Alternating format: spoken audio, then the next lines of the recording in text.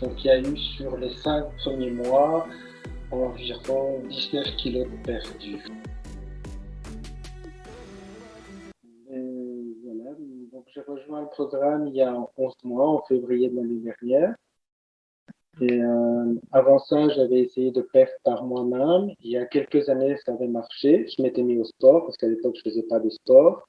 Et là, j'étais arrivé dans une situation où je faisais énormément de cardio, entre 4 et 8 heures par semaine, avec des obligations d'aller à la salle de sport pour avoir un minimum de dépenses caloriques par jour. Je regardais beaucoup le compteur et quand j'arrivais à avoir autant de centaines de calories sur la machine, j'étais très content. Et donc, en même temps, j'écoutais de la musique, ça me distrayait, mais en fait, j'avais pas de résultats. Donc, Ouais. j'avais grossi énormément, mais je stagnais et donc, j'arrivais vraiment pas à perdre. Le Covid n'a rien arrangé dans le sens où ben, les salles de sport étaient fermées, donc je m'étais inventé une routine pour aller marcher à l'extérieur. Donc je faisais en moyenne 10 à 12 000 pas par jour minimum, euh, quelle que soit la météo. Donc grand soleil, 35 degrés ou des averses énormes, ben, c'était en avant pour du 10 à 12 000 pas. Mais moi, pendant le Covid, j'ai pas grossi parce que ça fait quand même une dépense calorique énorme. Mais j'ai pas maigri non plus. Donc, j'ai pas perdu de poids. J'avais beaucoup de graisse toujours et j'étais vraiment mal à l'aise et assez essoufflé à l'effort malgré mon cardio parce que j'avais des dizaines de kilos à déplacer qui étaient vraiment superflus. Alors, avec la fin du Covid, la réouverture des salles de sport, et j'avais suivi beaucoup de gens sur Instagram, je voyais bien que l'alimentation, c'était l'élément clé, en fait. Donc, je mangeais mal et je mangeais beaucoup de choses très sucrées. Et en suivant ces influenceurs, à un moment donné, j'ai essayé de commander des plats tout faits. Okay. Pas industriel, hein, des faits maison, entre guillemets, qui étaient très goûteux, mais j'avais faim à la fin. Donc j'avais mon plat, ça coûtait très cher et j'avais faim. Et je perdais pas forcément du poids, donc j'étais pas très content. Et donc je retombais dans mes vieilles habitudes. Et puis finalement, ça c'était en août, septembre, octobre, il y a 1 an et demi maintenant. Et donc j'avais toujours pas de résultat. Et par hasard, je suis tombé sur le profil de Clément. Donc, j'ai commencé à suivre Clément. J'avais m'étais inscrit à son challenge 16 jours que j'ai pas fait. Je l'avoue maintenant. Donc, c'est pas le seul. Et finalement, un jour, j'ai discuté avec Clément en janvier de l'année passée, il y a presque 1 an. Il y aura 1 an la semaine prochaine. Et je me souviens que je pense que je me souviendrai toujours de ce que Clément m'a dit. Et je me suis dit, tiens, celui-là, il ne me dit pas ce que je veux entendre. Donc, peut-être qu'avec lui, ça va marcher. Donc, c'est pour ça que j'ai commencé le programme. C'était pour moi un grand bouleversement. C'était vraiment, j'avais très peur. J'avais très peur d'échouer parce que si j'échouais, c'était des solutions plus chirurgicales. Donc, c'est ce que j'ai absolument évité parce qu'il y a beaucoup de kilos en trop, beaucoup de gras. Et donc, ben voilà, j'ai dit, comme Clément disait sur l'alimentation moins transformée ou pas du tout transformée, avec certains critères pour moi qui étaient la qualité de la nourriture. Ouais. Et pas de compléments alimentaires, pas de poudre protéinique, parce que ça, je voulais pas des chèques de protéines, parce que, un, je ne les digère pas, deux, j'aime pas, et deux, je trouve que c'est pas manger de boire un chèque, donc c'est pour ça que j'ai commencé le programme avec Clément, et voilà. C'est comme ça que je suis arrivé sur le profil de Clément, et c'est comme ça que je me suis inscrit dans le programme athlétique. Ok. Bon, bah top. Tu nous as bien présenté les choses. Toi, tu as eu des résultats assez rapides, Dominique. On va en parler un petit peu, mais est-ce que tu peux nous dire ce que tu as mis en place, si tu te souviens, j'imagine que oui, et qu'est-ce qui a changé entre ce que tu faisais avant, c'est-à-dire beaucoup de cardio, des repas à préparer, etc., et ce que nous, on a mis en place sur les premières semaines et les premiers mois, et ce qui t'a apporté des résultats finalement? Le changement le plus fondamental, c'est cuisiner moi-même. Alors au départ, je pensais que j'y arriverais pas parce que je suis pas du tout cuisinier. Donc j'avais dit dans les introductions, moi je suis pas Philippe Etchebest, donc je sais pas cuisiner. Donc j'avais très peur de rater. Donc pour moi, ça c'était le plus gros challenge. J'avais même réorganisé ma cuisine parce que c'était pas du tout pour une cuisine pour cuisiner, c'était une cuisine pour réchauffer. Ouais. Finalement, le challenge cuisiner, c'était vraiment pas important parce que tu m'as dit, mais moi j'ai des trucs et des astuces pour t'aider. On va regarder, il y a des aides, il y a des aliments qui sont parfois comme du riz micro-ondable, ou quand tu es dans des difficultés, ça peut t'aider. En apprenant à lire les étiquettes, pour les légumes, on a trouvé des solutions aussi, je les ai trouvées moi-même, on en a parfois discuté, validé, avec un apprentissage de quel type d'huile prendre ou pas prendre, suivre les recettes dans l'application Jinky, les adapter tout de suite à ma sauce parce que parfois c'était trop compliqué, donc moi il fallait faire des trucs assez simples. Et donc, je dirais 80%, on dit toujours que 80%, quelque chose comme ça, c'est l'alimentation, mais c'est vrai, dès la première semaine, j'ai perdu du poids. Donc, après, c'est encourageant. Donc, bah, évidemment, j'avais beaucoup de poids à perdre. Donc, c'était assez logique. La deuxième chose qui était là, peut-être le deuxième grand changement, c'est le moins de cardio. Donc, ça, c'était un peu frustrant parce que moi, je faisais beaucoup de cross-trainer, en minimum 1 heure quand j'avais pas le temps et 1 heure et demie quand j'avais bien le temps, où j'écoutais de la musique à fond. Bon, évidemment, ça, été fortement réduit progressivement, hein, parce que c'était difficile pour moi. Donc, tu t'es adapté, Clément, parce que mes envies, mes desiderata. Mais la clé de ça, c'était beaucoup moins de fatigue et beaucoup moins d'épuisement. Et après, il y a eu le big jump dans la zone musculation. Donc moi, à un moment donné, je me souviens, je t'avais envoyé des photos. Il y a certaines machines, je connaissais, mais je ne les faisais pas. Donc, à l'époque, c'était la machine n'est pas disponible, c'est pas grave, c'est la prochaine fois, de toute façon, ça change quand même rien. Bon, maintenant, c'est un peu, tu dégages de la machine, ou sinon, ça va aller mal pour toi. Et je t'avais envoyé des photos de la zone poids où je t'avais mis, ça c'est rendez-vous en zone inconnue, parce que moi, je vais jamais. Il y a plein de miroirs, je ne veux pas me voir dans les miroirs, donc je ne veux pas soulever des poids parce que je ne sais pas quoi faire avec ces poids. Donc ça, c'était pour moi les 3 grands changements fondamentaux. À part ça, je veux dire, l'alimentation, c'est cuisiner, bien planifier, bien acheter et bien prévoir. Les plus grandes surprises, c'était quand tu passes dans les rayons de supermarché, à un moment donné, tu te rends compte les premiers mois qu'il y a des rayons que tu passes plus du tout. Ouais.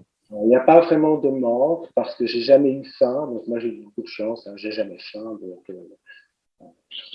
même au départ, il fallait trop manger dans le programme, c'était parfois des assiettes monstrueuses. C'était difficile de tout avaler, tellement il y avait de nourriture à manger. Un bol alimentaire bien rempli avec beaucoup de pommes de terre, ce que je ne mangeais pas forcément, des bananes, ce que je ne mangeais pas forcément. Même si les fruits étaient au choix, c'est facile, une banane, ça s'emporte facilement. Du riz que je connaissais pas, des patates douces qui sont pas fréquentes, donc il y avait vraiment une alimentation très variée.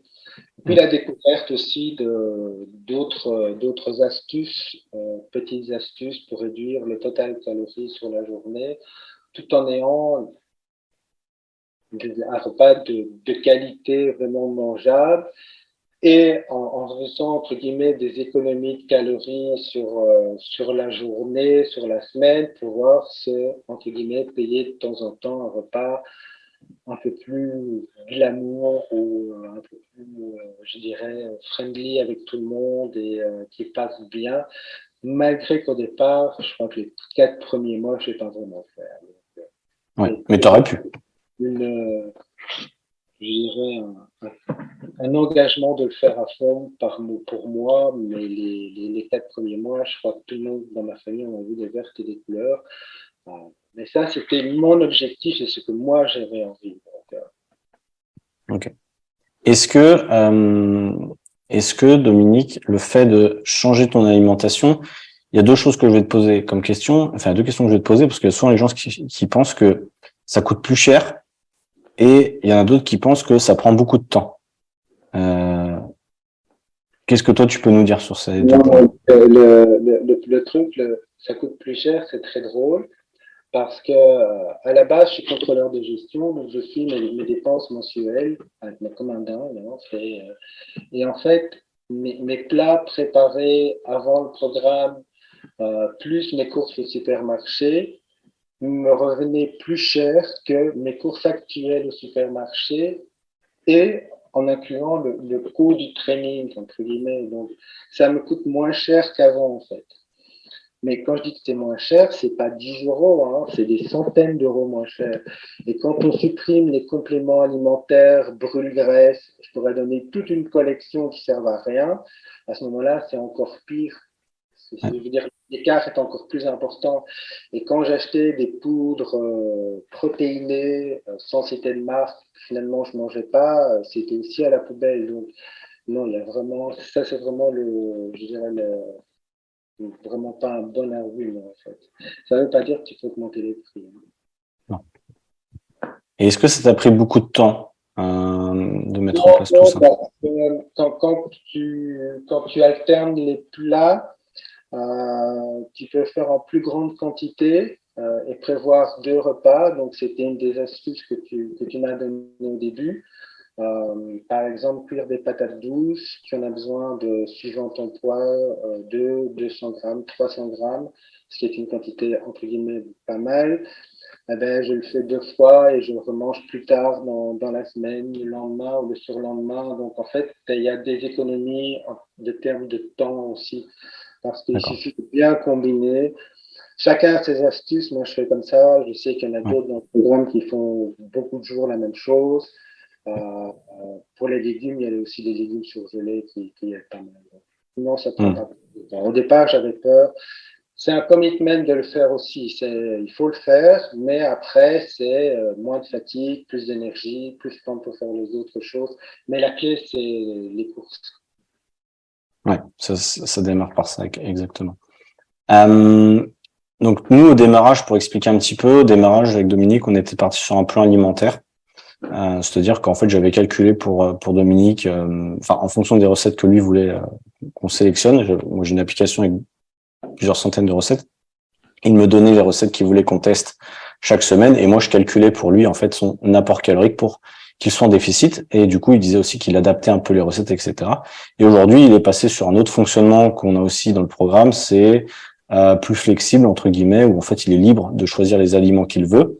Maintenant qu'il a eu de bonnes habitudes, entre guillemets, enfin, même s'il en avait déjà des très bonnes, mais là, il a vraiment compris comment ça allait se passer, qu'est-ce qui faisait la différence. Et du coup, maintenant, il est sur un mode de fonctionnement plus flexible. Euh, Est-ce que tu peux nous dire, bon, sur l'alimentation, je pense qu'on va pas revenir forcément, sur les entraînements, tu faisais beaucoup de cardio, aujourd'hui, on est plus sur du renforcement. Est-ce que donc tu t'entraînes, toi, 4, 5 fois par semaine? Parce que c'est aussi un choix de ta part de t'entraîner très régulièrement, entre guillemets. D'un côté, c'est ce qui t'apporte le plus de résultats. Euh, Comment ça se passe tes entraînements? Est-ce que c'est très difficile? Est-ce que tu es tout seul? Comment est-ce que je suis là pour t'aider ou pas? Comment ça se passe? Mais l'entraînement est programmé dans une application. Généralement, tu présentes les programmes, on en discute, on regarde sur base des machines, des exercices, des équipements qui sont disponibles, que ce soit à la salle de sport ou à la maison. Donc, on donne d'abord son équipement et tu adaptes le programme en fonction. J'ai eu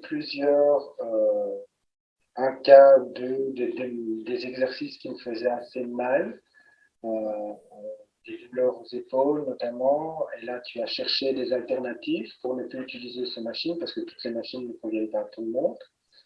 En ce qui concerne l'exécution, tu mets beaucoup l'accent sur l'exécution des exercices. Et ça, c'est quelque chose que moi, personnellement, je dois encore améliorer en me filmant, par exemple, ce que je n'aime pas trop, et en fournissant, c'est ça pour améliorer. Chaque exercice, il y a des commentaires, on peut laisser des commentaires, et généralement, tu réagis à ces commentaires, donc que ce soit positif ou négatif. Tu challenges aussi s'il y a trop de périodes de stagnation, tu vas pousser et dire tiens, on ne te montre pas les charges, ou de manière très indirecte, hein, c'est très suggestif, mais enfin, c'est arrivé. Moi, je dois dire que je suis très régulier dans les entraînements, donc j'ai jamais eu de remarque que je m'entraînais pas, hein, donc ça c'est clair Ouais, et net. Mais je m'entraînais déjà avant, je faisais autre chose, ouais. mais je faisais très régulièrement. Donc voilà, après, il y a beaucoup, tu fournis aussi beaucoup de vidéos et de guides d'explications sur différents éléments qui sont liés à l'entraînement, et idem pour l'alimentation quand on a des questions bien particulières. Est-ce que je ne dope pas la caféine? Paf, voilà, une réponse est fournie. Comment développer les pectoraux? Ça, il y a un suivi plus détaillé, euh, plus fourni en fait. Ok. C'est l'objectif de chacun. Moi, je ne connais pas l'objectif des autres, mais moi, c'est ça. Mm. Mon point faible. C'est ça. C'est qu'en fait, j'ai essayé de m'adapter et je le dis à chaque fois, c'est un programme personnalisé. Et Dominique est une personne qui est unique, ce qui est normal. Et du coup, il n'a pas le même programme que demain, on va le voir avec Rémi qui va intervenir aussi. Vous allez voir que lui, il a un discours qui est différent, il a un parcours qui est différent, il n'a pas le même objectif, même si on est tous dans un objectif de perte de poids, d'améliorer sa santé, etc. Mais voilà, vous avez un programme qui est personnalisé et un suivi aussi qui est personnalisé par rapport à ça. Euh, Il y a un suivi par exercice et par série. Donc, s'il y a un exercice, par exemple le leg press, et qu'il y a 4 séries, il y a moyen de laisser des commentaires à chaque série. ouais. C'est comme si j'étais à côté de toi. Ouais. Et ça, pour moi, c'est important d'avoir, et je le dis à chaque élève, à chaque fois en coaching, c'est d'avoir le plus de retours possible pour faire évoluer vos séances, pour que vous vous challengez à chaque fois. Parce que l'erreur, c'est une des erreurs que j'aurais dû mettre d'ailleurs hier dans le live, c'est que la plupart des gens en salle de sport font tout le temps la même chose. Mais vraiment, tout le temps la même chose, tout le temps les mêmes charges, les mêmes exercices, c'est pas gênant en tant que tel. On peut faire potentiellement les mêmes exercices, c'est des exercices qui sont intéressants. Mais si c'est tout le temps la même charge de travail, tout le temps le même nombre de répétitions, eh bien votre corps ne s'adapte pas. Donc c'est pour ça que Dominique, on l'a vu dans les charges de travail qu'il a utilisées entre la première séance et celle qu'il fait aujourd'hui, il y a eu une évolution, je sais pas, 40%, des fois beaucoup plus, ou parfois même un peu moins, ça dépend. Mais sur la plupart des exercices, même sur tous les exercices, je pense que tu as progressé. Donc ça s'est vu dans l'évolution de ton physique. Est-ce que tu peux nous parler, pour finir, encore 5 minutes, sur les résultats que tu as eus, si tu es OK pour parler sur ça, sur les résultats que tu as eus quasiment depuis un an finalement. Je vais quand même rajouter que sur la progression des exercices, tu ne pousses pas forcément à mettre toujours plus de charge. Donc, il y a parfois, tu m'as recommandé fortement de diminuer les charges, mais d'améliorer l'exécution. C'est pas une course à la performance pour soulever de plus en plus lourd Oui, de manière erronée. Donc ça, c'est quand même très important aussi parce que c'est pas souvent dit. Quand je vois d'autres personnels traîneurs faire des commentaires. Donc, pour moi, c'est important et la clé, c'est pas de se blesser aussi et de faire les choses bien sûr. correctement. Alors, les résultats, moi, je voulais arriver à un poids à moins 17 kilos en juin 2023. Ça, c'était ma target personnelle parce que, bon, 1 kilo par mois, je m'étais fixé comme objectif. Déjà que j'en faisais aucun, donc parfois c'était un demi-kilo. 1 kilo par mois, c'était grandiose. Donc l'objectif était atteint, mais en fin juin 2022, donc un an à l'avance. Donc il y a eu sur les 5 premiers mois environ 19 kilos de perdus. Entre 15 et 19 kilos les 5-6 premiers mois. Saison 1, saison 2, qui s'est terminée début août. Et là, c'était vraiment une perte de gras avec un tout petit peu de gain en muscle. Il n'y a pas vraiment eu Bon, mais ça, c'est pas moi qui l'ai vu, on me l'a dit, et bon, t'es quand même plus ferme, donc, mais il y avait beaucoup de kilos perdus.